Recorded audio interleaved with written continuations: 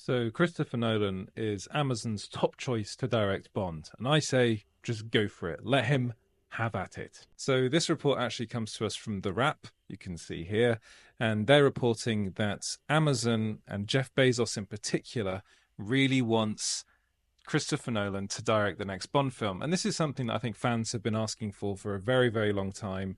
Even Christopher Nolan himself has wanted to direct a Bond movie, has talks about wanting to direct a Bond movie.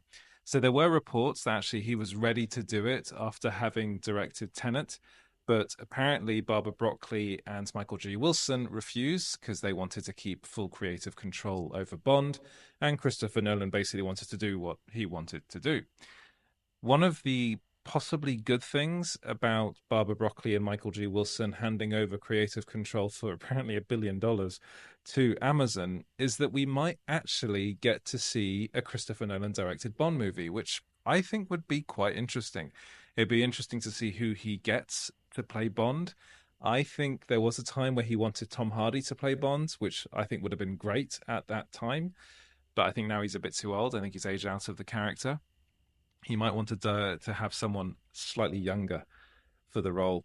But I don't know. I don't know how I feel about having Amazon have creative control over Bond and then letting Christopher Nolan make a Bond film. Would they give him full creative control over the movie? I'd imagine that they would.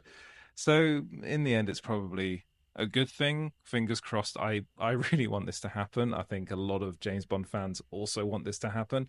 It'd be very interesting to see who he casts. I'd love to get your thoughts in this in the comments. Let me know who you think a Christopher Nolan James Bond movie would have as Bond.